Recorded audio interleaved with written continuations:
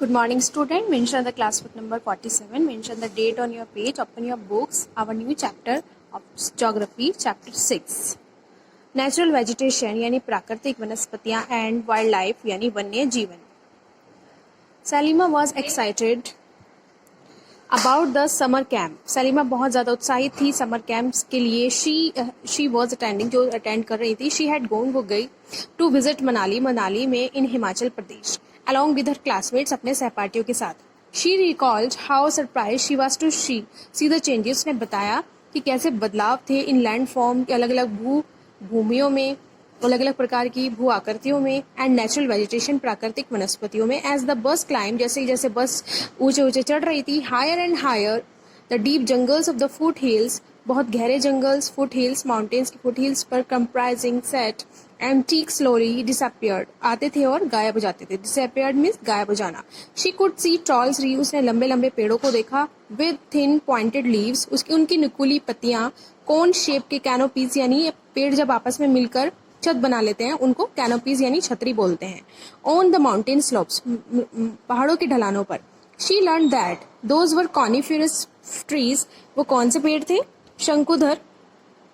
शंकुधर वर्ष कहलाते हैं, जो ऊपर से क्रिसमस की तरह नुकीले होते हैं, क्रिसमस ट्री की तरह.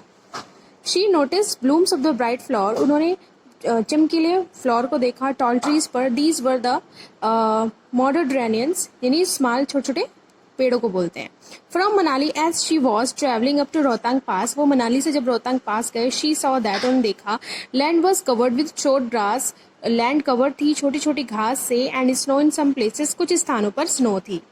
फ्रॉम सलीमाज ऑब्जर्वेशन, सलीमा के ऑब्जर्वेशन से पता चला, वी सरमाइज, हमने अनुमान लगाया, that there is a close relationship between height of land and character of vegetation, कि भूमि की ऊंचाई और वनस्पतियों का आपस में रिलेशन है.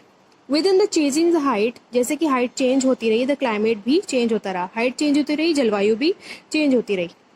एंड दैट चेंजेस नेचुरल, ये चेंजेस थे नेचुरल वेजिटेशन के, प्राकृतिक वनस्पतियों के. द ग्रोथ ऑफ वेजिटेशन, जो वनस्पतियों की ग्रोथ होती है वो डिपेंड ऑन द टेम्परेचर, तापमान पर डिपेंड करती है. मॉइस्चर, नमी पर डिपेंड करती है. It also depends on the factors, और ये फैक्टर्स हैं इनके slope and the thickness of soil, यानी कि ढलान और भूमि की थिकनेस, की भूमि सॉइल कितनी थिक है, कितनी कम है. It is also depend on the factors, ये डिपेंड करता है slope and thickness of soil. The type of thickness of natural vegetation, जो प्राकृतिक वनस्पतियों की जो थिकनेस है वो डिपेंड करती है, varies from place to place, अलग हर स्थान पर अलग अलग होती है. Because the variation in this factor, क्योंकि फैक्टर जो है टेम्परेचर, मॉइस्चर, ये भी अलग अलग होते हैं. नेचुरल वेजिटेशन को क्लासिफाइड किया गया है 3 कैटेगरीज में: फॉरेस्ट, ग्रासलैंड्स एंड श्रब्स. तो सबसे पहले हम फॉरेस्ट के बारे में पढ़ लेते हैं. Which grow where temperature and rainfall और प्लेंटीफुल, जंगल वहीं होते हैं जहाँ पर तापमान और रेनफॉल ज़्यादा प्रचुर मात्रा में होती है. To support a tree cover depending upon factors, जिसके फैक्टर्स हैं डेंस यानी घने होते हैं. Open forest are grown. Grasslands which grow in the region of moderate rain, जहाँ पर मध्यम वर्षा होती है वहाँ पर ग्रो होते हैं, उस क्षेत्र में ग्रो होती हैं. ग्रासलैंड्स यानी घास के मैदान. श्रब्स यानी झाड़ियाँ, छोटे पौधे. थ्रॉनी श्रब्स एंड स्क्रब, छोटी छोटी स्क्रब्स ग्रो होते हैं. ड्राई रीजन्स यानी सूखे में, झाड़ियाँ तो हमेशा सूखे में ही होती हैं, तो ड्राई रीजन्स में होती हैं. तो आगे का topic is in the next video. Thank you so much.